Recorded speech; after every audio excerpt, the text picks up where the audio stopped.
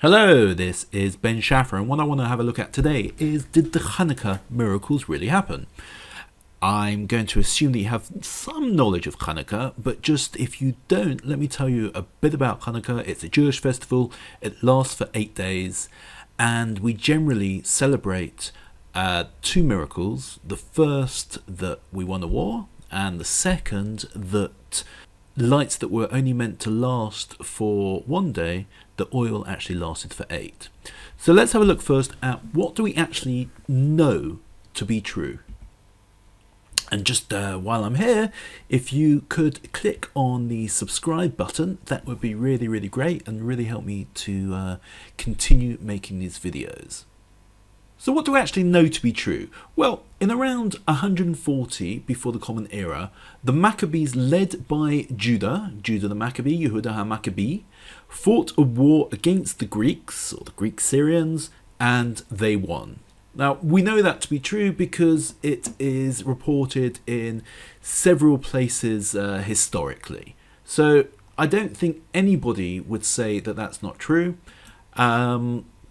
It's also highly likely that they reclaimed the temple from the Greeks and that a menorah was lit. That is also described, in a fair number of places, in sources written at the time, afterwards as well. After that, everything else just becomes slightly murky, as in some of it relies on faith of what is true and what isn't true as well. But we'll go through these sources to see if we can see what actually happened. So, before we go any further though, let's have a look at what do we actually do on Chanukah. What is Chanukah all about? Generally we eat on these Jewish festivals and pray a bit, but what do we do on Chanukah? So there's a few things that we actually do religiously, and what I mean by that is that we are commanded to do them. Commanded by whom? Commanded, I guess, by the rabbis to do these things. Firstly, we light a Chanukiah nightly. That means we light candles, and there's lots of different laws about how you're meant to do it, but basically every single day you light one more. So on the first day you light one, the second day you light 2, up to 8 for the 8 days. Second thing that we do is in the amidah and also in Birkat Hamazon, we add a extra prayer which is called hanisim, which more or less means on the miracles or about the miracles. Now, just something to mention here is that hanisim, it talks about the war and that being a miracle, but it doesn't really talk about the whole thing about the oil miracle. What else do we do on Chanukah? We say hallel, which is praise for Hashem, praise for God, and also we read from the Torah every single day of Chanukah as well. We read a special verses which comes from Parashat Naso. Okay, there's several customs that we have. Going to go over these very, very quickly because they don't really have a lot of kind of substance to them that we have to do them. Firstly, we eat latkes. Well, we used to in England anyway. They don't do it so much in Israel. I'm not sure why. Eat donuts. Love donuts. Doesn't really have any great significance, but those two things really is just to remember the oil miracle. So we're not commanded to do them, but it's kind of traditional that we do those. And the third thing is that we give presents. Some people even have a Chanukah bush. They play with dreidel, and these are very, very customary. And in many cases, these kind of things just came about in North America, kind of in the early to mid 20th century, to tie in with the non-Jewish people having Christmas, and Jews kind of wanted their own version of Christmas. A bit controversial of me to say that, but hey, I'm making this video, I guess I can. So let's look at some sources though, some real sources. And as we mentioned before, there's two miracles that are meant to have happened. The first is, well, let's go for the second first. The second is the miracle of war, that the Hashmona'im rose up against the Greeks, had some kind of rebellion, and they beat them and reclaimed the temple in Jerusalem, the Beit HaMikdash. The second miracle is to do with the oil, and that is that when they came into the temple, they couldn't find any oil that was pure enough to use, but eventually they found just one jug of oil, which was meant to last one day, but instead of lasting one day, it lasted 8 days. And by the 8th day, they were able to get some more pure oil. So the miracle is that it lasted for 8 days instead of 1 day. So let's look at some sources for those miracles. Okay, a big source for all of this is the first and second Maccabees. It's, I guess, a scroll, book of Maccabees. There's actually 4, but it's really the first and the second which talk about the Chanukah story. Just to say, this is not part of the Jewish Tanakh. It's likely that at one time it was considered, but it is actually taken by Christians to be part of their Tanakh as well, so part of their books. Canonization, that's the word I was looking for. And in the first and second Maccabees, which is probably the best source that we have that was written around that time, there is no mention of the miracle of lights. Okay, so that's very interesting. So we're going to take a look a bit more and see where this festival came from, and really, where the miracle of lights came from as well. Okay, so the obvious place for Jews to look is the actual Torah, the 5 books of Moses, and not surprisingly, it's not explicitly within the Torah. And why is it not surprising? Because Chanukah happened, the miracles happened after the Torah was written.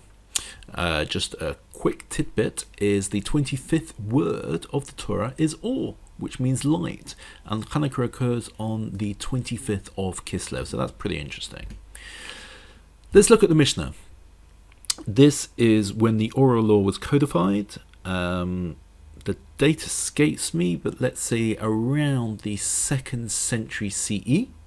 There's a few references to Chanukah, mainly about when it's kind of established, what time of year, but there's really nothing about either of the miracles in the Mishnah, and it's pretty noticeable really by its absence. There's a book about Sukkot, there's a book about Pesach, book about Shabbat, but no book about Chanukah.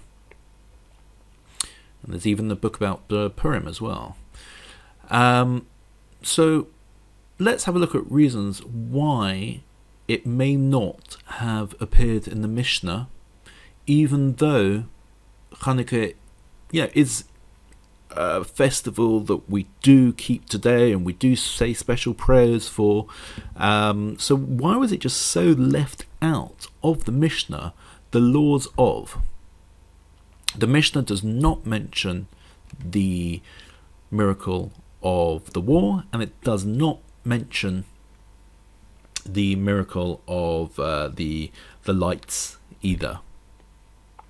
So it could be said that the miracle of lights is not in there because it didn't really happen, but we'll take a look at that in a bit when we look at the next source. But why doesn't it mention the war either, which kind of definitely did happen? So one reason is that when the Mishnah was written, the Hashmona'im were not seen as such great people. They were Levites and Kohanim, but they also wanted to be kings as well, and they tried to establish themselves as kings, and this was frowned upon by many people because they weren't descendants of King David. The other thing is that it seems that it may have been the case that after we won the war, Hashmona'im and other Jews as well went back to the ways of the Greeks, and this is not really something that wants to be remembered when you're writing a book that people are meant to keep about help to keep the laws of Judaism. And the third reason, and this really holds a lot of weight for me, about the lack of talking about the wars that happen is that the Mishnah was written after the Bar Kokhba revolt. That was the revolt against the Romans. And the Romans were still around at the time, and it's said that it was better in the present political climate not to kind of upset the Romans and not to make a big thing about military victories. And this is actually supported by a modern Orthodox rabbi called Rav Dr. Binyamin Lau in his first volume of Sages, and he's a rabbi that a lot of people respect. His uncle also was the chief rabbi of Israel, and other relatives of his also have been chief rabbis. Okay, but let's look at the Gemara. The Gemara is based on the Mishnah. It's, I guess, arguments or discussions about the laws in the Mishnah, which and how the Mishnah came to be. And this was written approximately the 5th century in the Common Era. And there's really not a lot of mention of Chanukah also, which is pretty surprising. This was written in a different political climate, and Chanukah by this point was a pretty major holiday. It did wane quite a lot until around the 15th, 16th century. But at this point, things were happening, and in the whole of the Gemara and the whole of the Mishnah, there's really not a lot about Chanukah. But the main source in the Gemara is Masechet Shabbat on page 21b. And what does it say there? You can go and have a look at the source yourself. That's Shabbat, page 21b. It says that there was a war, and the Hashmona'im did win. It also does talk about reclaiming the temple, and that we lit the menorah, and that there was a miracle of oil. So this is a really, really great for us, because it's a source which talks about oil and talks about the miracle of oil. There's no doubt that there was a miracle of war, that we won the war, but also the miracle of oil is mentioned here. So that's great. The only problem is that this was written kind of hundreds of years after it happened, and there's very little reference to there being an oil miracle at all, if there was one. There's a couple of other problems with this source, and it doesn't necessarily mean that it shouldn't be taken as literal, but it's introduced by saying Tana Rabbanan, and that introduction that the rabbis taught us often means that it's what's called a brisa or a baraita, and that it is on a similar level to a midrash. A midrash is kind of a story behind why something happened, and they're not always meant to be taken as true midrashim, and it is quite controversial, that statement, that some midrashim aren't meant to be taken as true, but if necessary, then I can point out some midrashim which definitely weren't able to happen. However, we also have some good news on Shabbat 21b, because straight afterwards it says about Rabbi Yehuda in the 2nd century that he knew about oil lamps that were used on Chanukah. No reasons given as to why they were used, but it's talking about something very differently. It's talking about if the Chanukiah falls off, I think, your donkey and causes damage. Does that matter, and who is to blame? But it does make reference to the fact that some kind of oil lamp was used specifically on Chanukah in the 2nd century. But unfortunately no reason is given why, and it doesn't make a reference here to the miracle in itself. Okay, Josephus. He was a very famous historian who wrote a lot about the Jews. I believe he actually was a Jewish historian who went over and was a bit of a traitor and went over to the Romans. And obviously all of these sources, they need to be put into context in terms of why someone may have wanted to write this, why someone may not have wanted to write this. But we do get a lot from Josephus about the history of Judaism in general, and specifically around this time. And this was written 50 to 100 years after the actual event. So what does he say? He says that Judah created a lavish 8-day festivity and called it the Festival of Lights. Well, actually, Judah didn't call it the Festival of Lights, but Josephus did call it the Festival of Lights. One reason why Judah may have created an 8-day festivity is because when they were fighting, they actually missed Sukkot. And so they created another festival which has 8 days.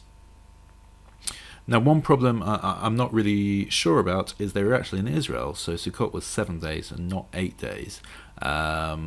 So need to do a bit more research why Hanukkah would have been 8 days rather than 7 days. But it was called the Festival of Lights according to Josephus. And why was it called the Festival of Lights? Well, it could have been because we were celebrating the miracle of the light lasting for 8 days instead of 1 day. However, that's not actually what Josephus says. He said it really was the light representing liberty and the freedom to worship, which had been concealed in darkness and is now brought to light. So it has to do with freedom, and that's why it's called Festival of Lights, as opposed to the actual lights on the menorah. Make your own mind up. So we have another source, which is quite unknown. It's called Megillat Antiochus, the Scroll of Antiochus. Once again, it's not included in the Jewish Bible,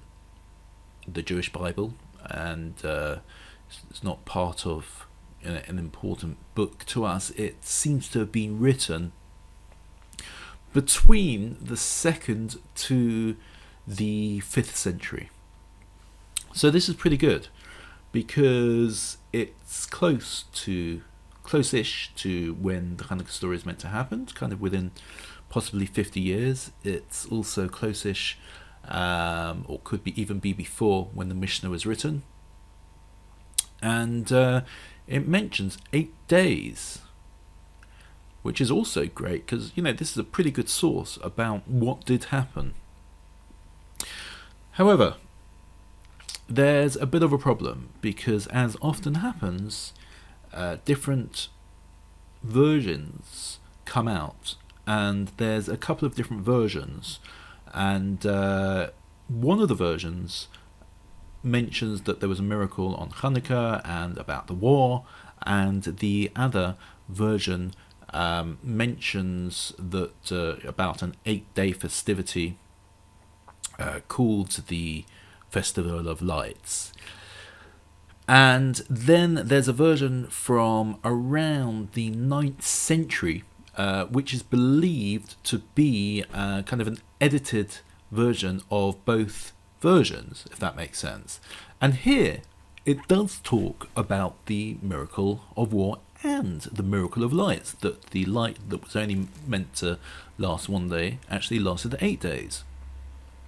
So that's really, really great. Unfortunately, this is in the 9th century, which is after the Gemara, after Josephus, after the Mishnah. So in terms of an actual source to use, it's pretty hard to confirm its veracity. It's a bit like me making this video now and then people taking it as fact in 1,000 years as a source. So those are the sources. There's no real correct answer. Did the miracle of us winning the war happen? Almost certainly yes. Did the miracle of one light turning to 8 happen? Maybe. According to the Gemara, it seems to say yes, it did happen. But at the end of the day, does it really matter whether it's totally true or whether it's representing something else? If you're faithful, if you have Hashmona'im and you believe that everything was handed down by the rabbis and there's continuous passing down, you're going to believe in it anyway. And if you choose not to believe that the miracle of lights did happen, kind of think, well, what actual effect does that have on, well, if you're Jewish, how you celebrate Chanukah? Are you going to carry on lighting menorah or Chanukiah anyway? Yeah, you are. Are you going to carry on eating donuts and latkes? Yes, you are also.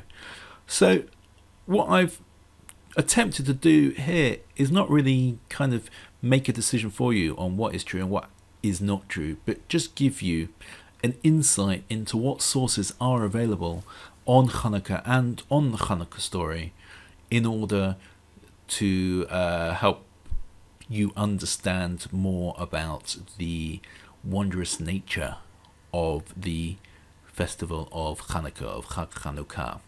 So Chanukah Sameach, Chag Sameach, I hope that you have a great one. Before we go, please can you like this video and also subscribe to our channel? And you will receive notification also of future videos if you go to HebrewBibleVerseAday.com. So thank you very much once again. This is Ben Schaffer from Jerusalem, Lehitraot, and goodbye.